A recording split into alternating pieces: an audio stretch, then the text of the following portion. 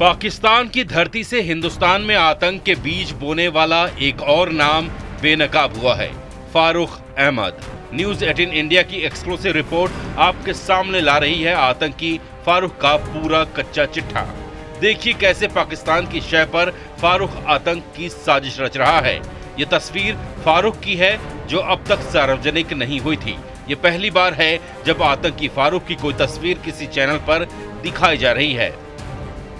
ये वो जगह है जहां से आतंकवादी फारूक अहमद निकला था। 35 साल पहले भारत छोड़कर पाकिस्तान भागा फारूक अब लश्कर-ए-तैयबा का टॉप कमांडर है। 1990 में कुपवाड़ा से भागा फारूक पाकिस्तान की धरती से हिंदुस्तान के खिलाफ आतंकवाद की आग भड़का रहा है। न्यूज 18 इंडिया ने फारूक के भाई से बात की, जो अपने भाई को गुनहगार नहीं मानते, लेकिन ये जरूर कहते हैं कि ऐसे किसी गुनहगार की खबर मिलेगी तो वो इसके बारे में पुलिस और फौज को जानकारी देंगे। वो यहाँ तक कहते हैं कि आतंकियों को वो सिर्फ पकड़वाना नहीं चाहते बल्कि मरवाना चाहते हैं। कि आपके सगे भाई हैं? हाँ, सगे भाई।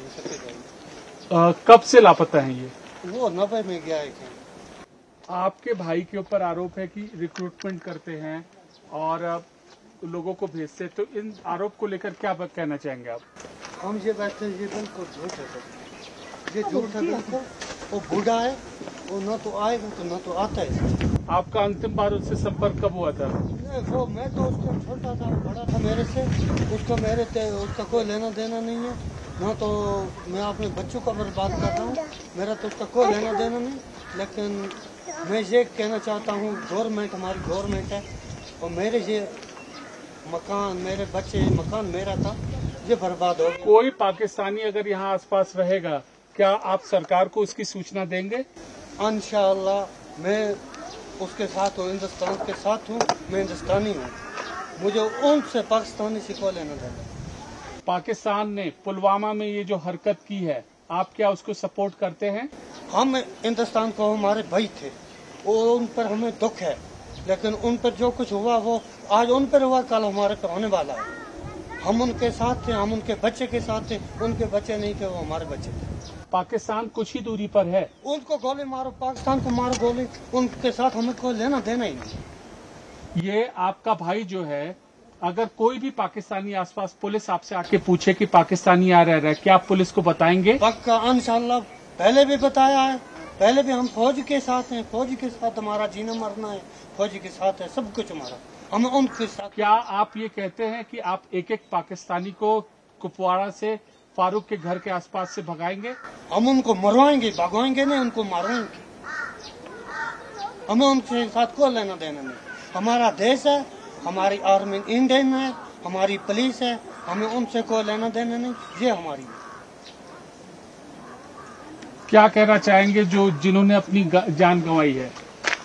वो उनका हमें बहुत दुख हजार है, उनका हम दुख हजार कर रहे हैं। वो किया भी है और करेंगे। हमसे आइए बात करिए। मैं इतना नहीं कहा, खड़ा नहीं हो सकता। इस वक्त हम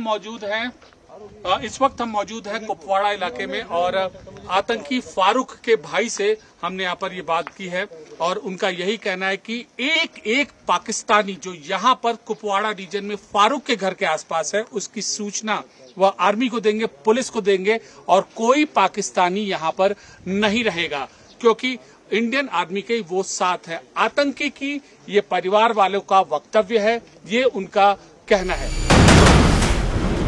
आतंकी फारूक के घर को फौज ने उड़ा दिया, अब उसके घर के कुछ निशान ही बचे हैं। उसके भाई याकूब का कहना है कि घर उसका था और उसे नहीं गिराना चाहिए था, लेकिन फारूक सिर्फ पहलगाम हमले में ही शामिल नहीं था, बल्कि इससे पहले भी कई आतंकी घटनाओं में शामिल था।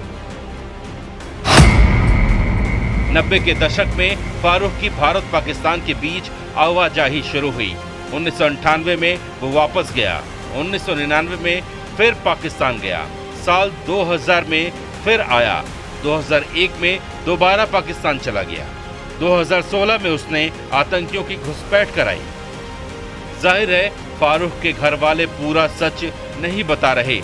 90 के दशक में पाकिस्तान चले गए फारूक की बाद में भी अपने घर पर आवाजाही रही है और इस दौरान न सिर्फ उसने आतंकियों को भारत में घुसाया बल्कि उसने लश्कर-ए-तैयबा के लिए भर्तियां भी की।